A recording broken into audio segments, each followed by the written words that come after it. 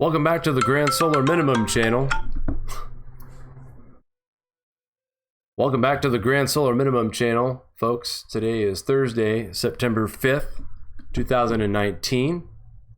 Let's take a look at some space weather real quick before we get into our Hurricane Dorian update.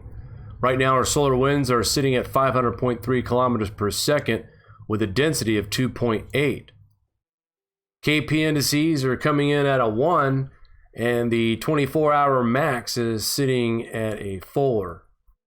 And right now, our sun is blank. That active region you see that is Earth facing was a sunspot, has decayed in just to a active region. This makes now 2 days in a row without sunspots and a total of 171 days for 2019.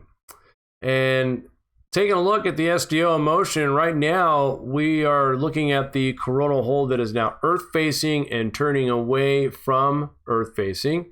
That's going to be affecting the most southern part of our magnetic field. Not expecting any kind of geomagnetic storms with this, but probably see some increased solar winds once again back to around the 600 range.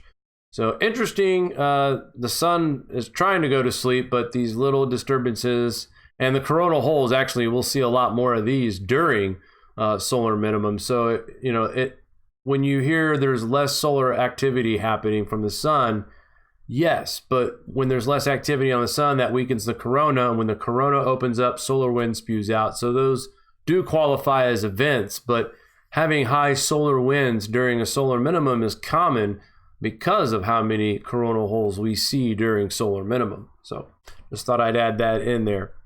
All right, so let's go back into our live look at our Hurricane Dorian, and I'll go ahead and give you guys an update. By the way, TCI, I almost forgot to mention, is at 4.01, so it's starting to go down towards the 3 mark once again. But thank you, Mari, for the facelift for the Space Weather News station here. This looks great, and from now on, when you see us do our updates on a daily basis, you will see this graphic during the Space Weather News part of our broadcast. So Mari, excellent job, and I hope everybody is visually stimulated right now, so to speak.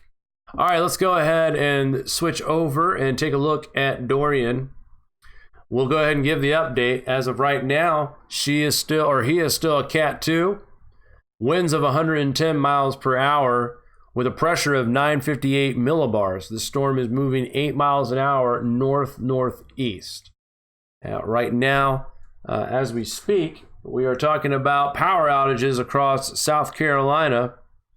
And we are looking at approximately about 240,000 people right now across the coast of South Carolina without power. This storm is finally starting to move northward towards North Carolina, but still plenty of hours to go. And the effects from this storm in places like Charleston, South Carolina, where they are talking about storm surge as high as 8 feet. The next stop for this storm is going to be off of the North Carolina coast. And also I want to read off a couple of what's expected to come. Now, the coastal Carolinas, what they're expecting is somewhere right around 15 inches in isolated areas and 6 to 12 widespread across the Carolina coast. Georgia is seeing 2 to 4 inches. They're not expecting a whole lot more. As far as isolated, maybe a possible 6 inches. Far southeast Virginia, 3 to 6 inches of rain. And extreme southern New England, get this, still could see 2 to 4 inches in some spots. So right now it looks like that South Carolina and North Carolina are getting the direct effects of Dorian, and it looks like you guys are probably going to get the worst of it as far as what it is right now. Now, it's a Category 2, still a dangerous hurricane, so it's not anything to play around with, but nothing of what we saw that hit Freeport and Abaco and the Bahama Islands, nothing like that whatsoever. But still, Dorian is a very impressive storm, bringing down huge amounts of rain.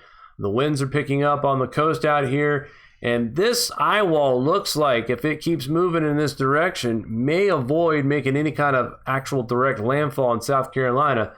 But that's going to be a different story here in North Carolina, as it does look like the eye wall will make direct landfall. So that means we're ready for the 110 mile per hour winds that we're going to experience along the coastline as well. Hurricane force winds definitely will be felt in parts of North Carolina. So that's pretty much our update for right now on Hurricane Dorian and a quick space weather news. Guys, stick around. We're going to leave the live stream up, as this is kind of where we really need to pay attention to what's going on right now, because of South Carolina, North Carolina are now being affected by this storm. Again, nowhere near as bad as what we saw in the Bahamas, but still something we need to keep an eye on at this time. All right, guys, we'll be back later on tonight to give you more updates. I'm sure Mario will pop in and out as well. We'll see you around.